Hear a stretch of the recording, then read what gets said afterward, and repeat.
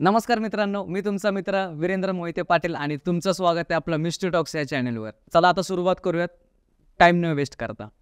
नमस्कार सर. नमस्कार. काय आपलं नाव? माझं नाव महेंद्र पारतवार. ओके. राहता कुठे तुम्ही? मी पुण्यामध्ये वाघोली एरियात राहतो. ओके. आणि मूळ गाव? मूळ गाव माझा अकोला जिल्हा विदर्भ. बरं गेली 2011 पासून मी पुण्यामध्ये आहे. बरं, म्हणजे तुम्ही आता पुण्यातलेच झालात? हां, पुण्याचा विजा भेटला आहे. तर कसे कसे काय काय तुमच्याबरोबर अनुभव घडले होते सर? तर मी माझा एक पहिला अनुभव सांगतो, जो मी लहानपणी माझ्यासोबत झाला आहे तो. आणि त्या पूर्ण इन्सिडेंटमध्ये माझी पूर्ण फॅमिली पण त्याच्यामध्ये इन्व्हॉल्व होती आणि तो इन्सिडेंट आमच्या फॅमिलीत सगळ्यांना माहीत आहे. तर जेव्हा मी लहान होतो, 4th स्टँडर्डला होतो, तर आम्ही इकडे लग्नाला गेलो तेव्हा माझे वडील एक्सपायर झाले उन्हामुळे. त्यांना हार्ट अटॅक आला होता. कशामुळे? हार्ट अटॅक आला होता त्यांना. बराच ऊन होतं त्या दिवशी, विदर्भामध्ये बराच ऊन असतो. तर त्याच्यानंतर आम्ही वर्ध्यावरून अकोल्याला आलो आम्ही राहायला. तिथे आमचे काका वगैरे असायचे सगळे. मग तिथे आल्यानंतर ही गोष्ट 1998-99ची गोष्ट आहे. ठीक आहे. उन्हामुळं डेथ झाले म्हणजे स्ट्रोक बसला असेल? हो, त्यांना स्ट्रोक बसला. 3rd हार्ट अटॅक होता. तर चान्सेस कमी असतात वडिलांना तोपर्यंत त्रास होता 3rd हार्ट अटॅकला. तर तेव्हा आम्ही वर्ध्याला राहत होतो. वडिलांचा गव्हर्नमेंट जॉब होता, त्याच्यामुळे सगळे नातेवाईक आमचे अकोला जिल्ह्यामध्ये होते. त्याच्यामुळे आम्ही अकोला जिल्ह्यामध्ये आलो. तिथे आम्ही राहायला लागलो. तर सगळे नातेवाईक तिकडे आहेत. तर आमचे सख्खे काका, चुलते सगळे तिकडेच होते. तर अकोला जिल्ह्यामध्ये जुने शहर म्हणून एक एरिया आहे, तिथे आमचे बरेचसे नातेवाईक राहतात, अजूनसुद्धा आहेत.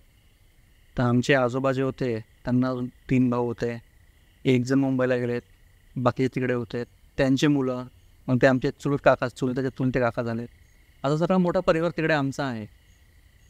तर जेव्हा आम्ही अकोल्यामध्ये राहायला गेलो आम्ही, ठीक आहे, तर त्याच्यानंतर काय झालं, दिवाळी आली आमची.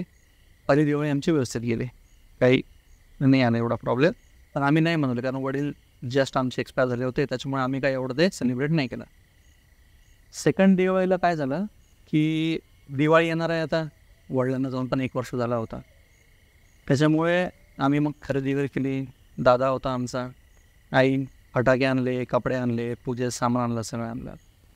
तर आणि दिवाळीचे 1 की 2 दिवसा अगोदर, एक्झॅक्ट डेट थोडं मागे पुढे होईल, पण 1 किंवा 2 दिवसा अगोदर आम्हाला फोन आला की आमचे जे काका आहेत, चुलते काका, जे जुन्या शहरात राहतात, ते वारलेत बा.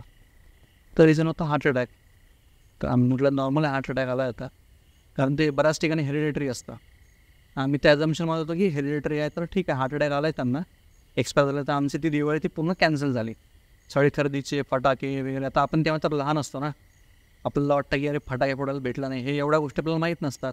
पण ठीक आहे, आम्ही गेलो तिकडे. सगळं ते तेरवी वगैरे झाली, तोपर्यंत तेरवीपर्यंत तर आपण काही सेलिब्रेट नाही करत ना, आहे की नाही. तर दिवाळी निघून गेली ती.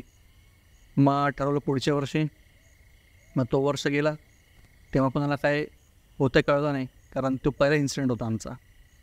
मग त्याच्यानंतर काय झालं, पुढच्या दिवाळीला, ऐन दिवाळीच्याच दिवशी परत फोन आला की 2 नंबरचे काका वारले. बापरे, सख्खे चुलते? हां, त्यांचं काहीतरी किडनी वगैरे लंग्स फेल झाले होते, तर ते वारले दिवाळीचंच टाईम पिरियडमध्ये? दिवाळीचाच. तर दुसऱ्या वर्षी पण असं होईल पण मला माहीत नव्हतं.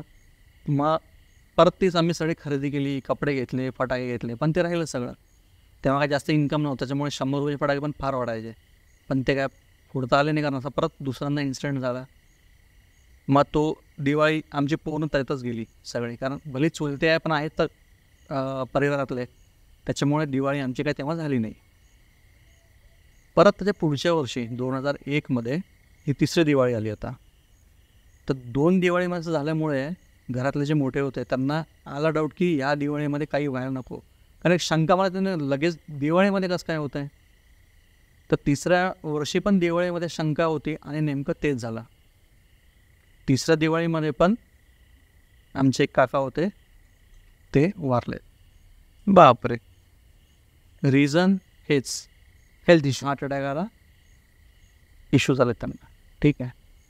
आता हे झाले 3 दिवाळी. तर सगळ्यांना क्लिक झालं, आता घरातले जे मोठे आहेत वगैरे, आम्ही लहान असून आम्हाला क्लिक झालं की काहीतरी गडबड होतं दिवाळीमध्ये. प्रत्येक दिवाळीला कसं काय होतं असं, हा आमचा क्वेश्चन. आता मोठ्यांना विचारू शकत नाही, पण मोठे काहीतरी त्यांच्या हालचाली सुरू होत्या. मग काहीतरी महाराजांना बोलवून वगैरे संशोधन की काय होतं नेमकं, पूजा होतं, पण काही कळायला तयार नाही की नेमकं असं दिवाळीमध्ये का बरं होतं आहे. आणि नेमकं चौथ्या दिवाळीमध्ये एक सगळ्यात लहाने काका होते, त्यांनी बटाईनी शेती घेतली होती. तर ते शेतीमध्ये वारलेत. शेतामध्ये रात्री पाणी टाकायला गेलेत ते आणि शेतामध्ये वारलेत. आता मोठे भाऊ वगैरे जे होते बाकीचे पाहायला गेले होते, गडी वगैरे होते, ते बोलले शेतामध्ये काहीतरी पत्रवाळी वगैरे ठेवलेली होती अशी, असं ते म्हणायचे. कारण ते काका सगळ्यात हेल्दी होते आणि ते एक्सपायर होतील असं मला गॅरंटी नव्हती. सडनली झालं. सडनली झालं. पाणी टाकायला गेले, सकाळपर्यंत आलं नाही. पाहत होतं काय तिथे त्यांची डेड बॉडी होती. तर हे झालं चौथं. आता काय झालं की हे चुलत आजोबांची फॅमिली होती, हे 4 झाले. तर आमचे काका, अजून दुसरे आजोबा आहेत त्यांचे पण मुलं, तेही आमचे चुलते काका, सगळ्यांना ती धाकधूक लागली की आता हे किती वाढणार आहे. कारण 4 वर्ष 4 काका ते दिवाळीच्याच टाईममध्ये, एक दोन दिवसाच्या गॅपमध्ये.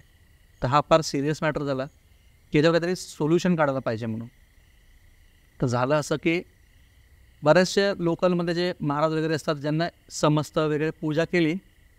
पण आमचे काका आहेत मुंबईला, त्यांचा व्यवसाय आहे, ते बऱ्याच वर्ष अगोदर. आमचे सगळ्यात लहानाचे आजोबा आहेत त्यांचे ते मोठे मुलगे आहेत त्यांचे, ठीक आहे.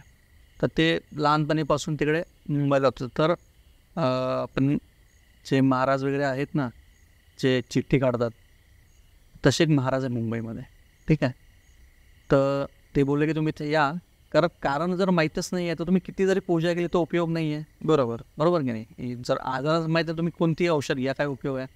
त्यानुसार आम्ही फक्त अंदाजे काहीतरी पूजा करायचो. गायत्री हवन जे असतात ते दर 2 महिन्यातून पूर्ण 20 हवन करायचो आम्ही. बाकीचे जे पूजा असायच्या सगळ्या पूजा केल्या आम्ही. पण तरी पण काय सोल्युशन गॅरंटी नव्हतं की पुढच्या दिवाळीला हे होणार नाही, याची गॅरंटी नव्हती. मग काका बोलले की तुम्ही मुंबईला या महाराजांचं फार नाव आहे, तुम्ही या एकदा बघू काय होतं. आता जेव्हा जे महाराज चिठ्ठी काढतात त्याला तुम्ही म्हणू शकत नाही की आमची चिठ्ठी काढा, आमच्यासोबत काय झालं आहे. दरबार जो भरतो त्याच्यामध्ये बरेच लोक असतात, पण त्याच्यामध्ये ते ज्यांना बोलवतील, आता ऑनलाईनमध्ये पण तुम्ही बघता बरेचसे महाराज जे चिठ्ठी काढतात एवढ्या पब्लिकमध्ये, पण ते स्वतः ज्याला बोलवतील त्याची चिठ्ठी निघते. तो व्यक्ती पण सरप्राईज असतो, की माझं नाव कसं घेतलं. सेम तसं झालं. पहिल्या दिवशी गेले, दुसऱ्या दिवशीच नंबर लागला. त्या महाराजांनी बोलवलं. म्हणजे बाकीचे सगळे लोक जे होते आणि ज्यांनी रिकमेंड केलं त्यांची 2 महिन्यापासून त्यांची चिठ्ठी निघाली नव्हती, पेंडिंगला होते. 2 महिने जात आहेत, ते काय महाराजांनी काही बोलवलंच नाही. आमच्या काकांची चिठ्ठी दुसऱ्याच दिवशी लागली. आता त्यांनी बोलवलं, तर ते महाराज चांगलेत, म्हणजे ते आत्ता आहे की नाही माहीत नाही, पण ही फार जुनी गोष्ट आहे ना त्याच्यामुळे.